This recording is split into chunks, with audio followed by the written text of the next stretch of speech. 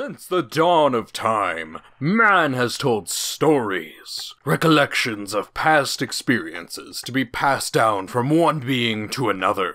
It is through these tales that lessons are learned so the same mistakes shall not be made twice. Even in the days of early man, stories were passed along that made the eyes roll and caused people to mutter, "Yeah, sure, that happened."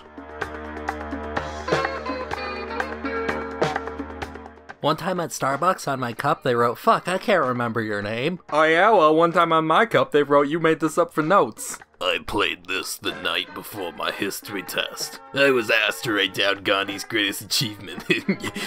I said he nuked America. Teacher asked me to come to his classroom at lunch. He asked me if I played Civ 5. I said that I did. And then we spent 4 hours playing Civ 5 together at the computer room. And then I got an A on the test. And I also got laid by my teacher. Hi, my name is Cindy. I'm 7 and I just learned how to whistle. Ask me anything. The internet is no place for you, child. Flee while you can. The world is full of surprises. Good and bad. My dad always taught me that it's good to see the bad ones, to be able to know how to stray from harmful paths in life. Yeah, there's no chance a 7-year-old would write this. When people see me in public and know me off Facebook, they literally get overexcited and come up to me like, "No, it's really you? You're really black off Facebook?" I'm not famous, people. Calm down. It's annoying. You're definitely not famous. Actual conversation at the bus. Reads book peacefully. I hope this is not 50 Shades of Grey you're reading. The title is at the cover, sir. It's not 50 Shades of Grey. Don't try to find any excuses. Teenagers only read smut these days. Sir, I am reading Pride and Prejudice. Keeps reading. What's that? Jane Austen? I think you mean Jane Eyre. You see, I've read Jane Eyre's books. Jane Eyre is a character. Stupid teenagers who think they know stuff! Don't be rude. Keeps reading. Sure, you're an uncivilized asshole. Keeps thinking, fuck yeah, you go, Granny. Another one in the books. Flex, flex, flex, flex, flex. I stopped to get gas, and the strip club owner offering me a job as head stripper. Ah, look at all those tears! Look at all those faces! No thank you, sir. I just like working out and looking good, flex, and look at all those arms, look at all those ladies, look at all those crowns, and then a bunch of fingers and some lips and then some lipstick. Something stupid happened. I'm not allowed to have my own cell phone, so my dad forced me to use his phone number. My dad has a Steam too and uses the same number. Today my brother used my dad's account and cheated, and now my main account is back banned. It's true, and here's proof. My father will now write too. Hello, I'm the father, and what my son says is true. He did not cheat. It was his brother on my account. Please unban him, Valve. Sincerely, the father. Please unban. I got so angry the other day that I ended up throwing my phone to the floor. Apparently the impact caused the camera app to open. I've straightened out the picture a lot to get it to this point, but this is definitely something that happened. Humans are such apex predators that we think getting scared like prey is fun and entertaining. Only when we have the control and know it's not really dangerous.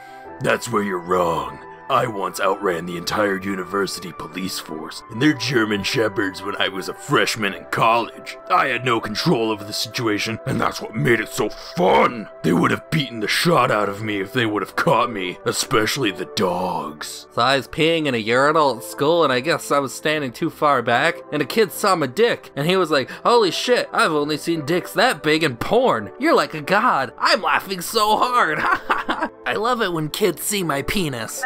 I did it now. What is the most badass comeback you have ever encountered? While flirting with a cashier in a 7-Eleven, I stepped aside while she cashed out another customer. I never let my eyes lose contact with hers. The sexual tension had been building well. She slid a small package of candy towards me and said, "That last guy left these. Do you want them?" Still looking in her eye, I said, "No thanks, but I'll share them with you." I never saw anyone blush so hard. I looked down, and it was a package of condoms, not candy. I didn't figure this out until I'd already eaten 3 of them.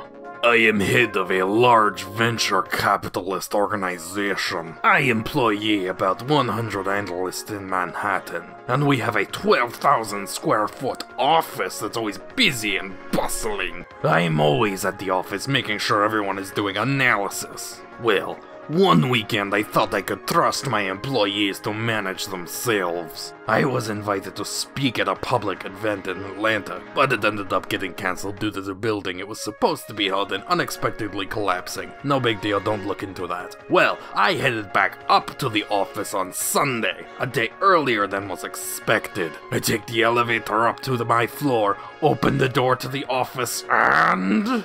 my employees were having a giant 100-person orgy all over the office. People fucking on the floor, fucking on the desks, in the bathrooms, closets, cubicles, you name it. I dropped what I was holding and everyone goes silent. One of my employees turned off all the lights and like clockwork. The rest of them quickly closed the blinds so the room was pitch black. When the lights were back on, everybody was back neatly dressed, typing away at their desks as if nothing had happened. A couple of the employees commented on how odd the brief power outage was. I haven't said anything about it, but they know. I know.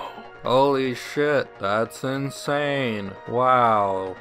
This episode was sponsored by the My Crab Cakes recipe on all recipes, as written by Rod Mowry. This mouth-watering recipe will have you yearning for big juicy crabs in your mouth all night, baby.